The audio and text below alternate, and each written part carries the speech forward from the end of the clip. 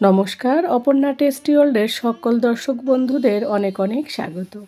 বন্ধুরা, মেথি শাক তো বাড়িতে তোমরা অনেকভাবেই রান্না করে খেয়েছো।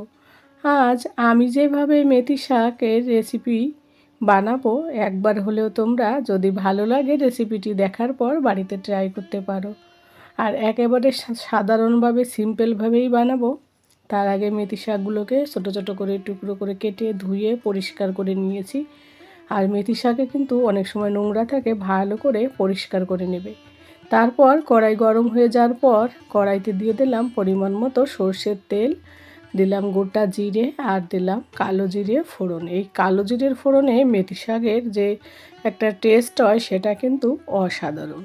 তারপর বড় একটা পেঁয়াজ কেটে দিয়ে দিলাম, দিয়ে পেঁয়াজটাকে একটু হালকা করে ফ্রাই করতে থাকবো। মেথি শাকে অবশ্যই তোমরা কিছু দাও আর না দাও কালো জিরে অবশ্যই দেবে, কারণ কালো জিরে কিন্তু খুবই উপকারী। আর মেথি শাক তো কোনো তুলনাই নেই আয়রনের দিক দিয়ে। তারপর যাদের সুগার থাকে তাদের দিক দিয়েও কিন্তু ভীষণ উপকারী একটা শাক। তো বন্ধুরা, পেঁয়াজটাকে 2 মিনিট মতো হালকা নাড়াচাড়া দিয়ে এবার আমি এর মধ্যে দিয়ে দেব একটা বড় সাইজের মতো আলু, বেশ ডুমু করে কেটে নিয়েছি। তো আলু দিলে কিন্তু আরও বেশ সুন্দর হয় এই মেথি শাকের রেসিপিতে। এবার আমি এই আলু আর পেঁয়াজ একটু হালকা লাল লাল করে ফ্রাই করে নেব। 5 মিনিটের মতো ঢাকা চাপা দেব। তার আগে আমি স্বাদ অনুযায়ী লবণ দিয়ে দেব, যাতে জলদি পেঁয়াজ আর এই আলুটা মজে যায়। দিয়ে আলুর সঙ্গে লবণটাকে মিশিয়ে দিয়ে এবার আমি ঢাকা চাপা দিয়ে 5 মিনিট পর ফিরে আসবো।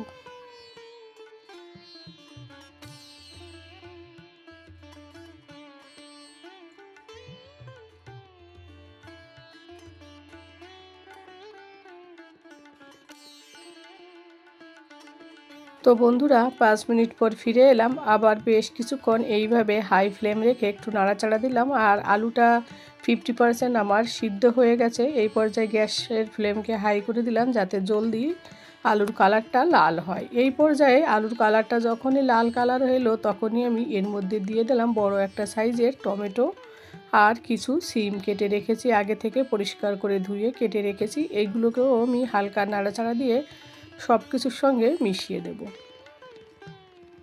যাতে সবগুলো বেশ সিদ্ধ হয়ে যায় জলদি। আর সিম সিদ্ধ হতে একটু টাইম লাগে, ওই জন্য সিমটাও দিয়ে দিলাম। তার সঙ্গে দিলাম কালারের জন্য হলুদ, দিয়ে হলুদের সঙ্গে বেশ ভালো করে মিশিয়ে দেব। আর আলু দেওয়ার সময় আমি লবণ দিয়েছি, ওই জন্য যখন আমি এরপর লবণ দেবো একটু বুঝে শুনে দেব, না হলে লবণের পরিমাণটা বেশি হয়ে যেতে পারে। তো দেখো, হলুদ দেওয়ার পর কালারটা বেশ সুন্দর এসছে। আমি আর অন্য কোনো কালার এর সঙ্গে ব্যবহার করব না। এরপর আমি স্বাদ অনুযায়ী দেব কাঁচা লঙ্কা উপর দিয়ে ছড়িয়ে।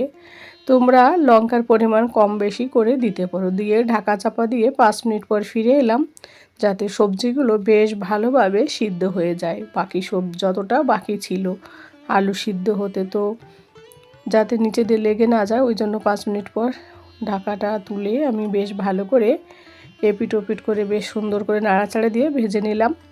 দেখেই বোঝা যাচ্ছে আলুটা আমার পুরো সফট হয়েছে। তোমাদের দেখাচ্ছি, দাঁড়াও। এই দেখো, আলুটা দেখো অনেকটা সফট হয়ে এসছে। এবার আর 20%-এর বাকি থাকলে সেটা যখন আমি মেথি শাক দেবো, বাকিটা আমার কমপ্লিট হয়ে যাবে। আর মেথি শাক দিয়ে খুব একটা সময় রাখবো না।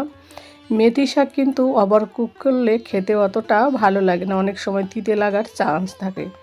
এই পর্যায়ে আমি এর মধ্যে দিয়ে দেবো আগে থেকে কেটে রাখা একটা ছোট সাইজ মতো বেগুনগুলোকে, ছোট ছোট করে কেটে রেখেছিলাম সেই বেগুনগুলোকে।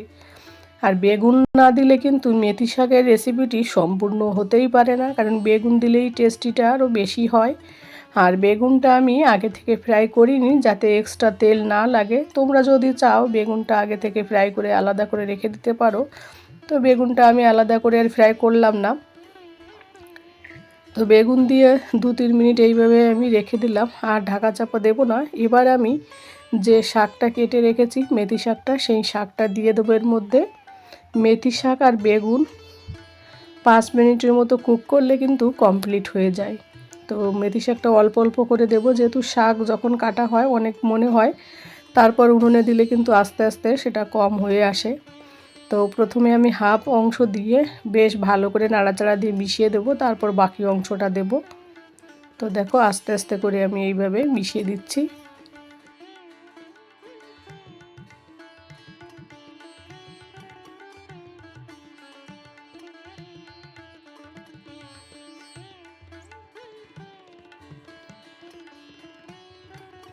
এবার আমি বাকি শাকগুলো দিয়ে দেব। 2 মিনিটের মধ্যে শাকগুলো একেবারে কম হয়ে যাবে, তো ওই কারণে একটু একটু ধীরে ধীরে সব শাকগুলো দিলাম। দিয়ে দেখো 2 মিনিট পর সমস্ত শাকগুলো কতটা কমে গেল। তো এই পর্যায়ে আমি যেহেতু বেগুন সিম দেওয়ার পর লবণ দিইনি, শুধুমাত্র আলুতে লবণ দিয়েছিলাম, তো স্বাদ অনুযায়ী আমি আর একটু লবণ দেবো। আর লবণটা একটু বুঝেই দিলাম যাতে বেশি না হয়। আর যে কোনো রেসিপিতে লবণ যদি বেশি হয় খেতে কিন্তু অত মজা লাগে না।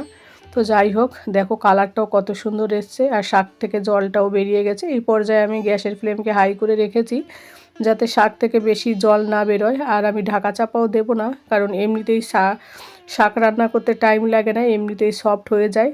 তো দেখো বন্ধুরা কত সুন্দর একটা সবুজ পাড়া কালার এসছে, দেখতেও যতটা সুন্দর হয়েছিল খেতেও কিন্তু ততটা লোভনীয় হয়েছিল। এবার আমি মেথি শাককে আরও টেস্টি বানানোর জন্য এর মধ্যে দিয়ে দিলাম আগে থেকে ধুয়ে কেটে পরিষ্কার করে রেখেছিলাম ধনেপাতা ছোটো ছোটো করে, সেই ধনেপাতাগুলোকেও দিয়ে দিলাম। দিয়ে ধনেপাতার সঙ্গে মেথি শাক বেশ ভালোভাবে আমি মিশিয়ে দিচ্ছি।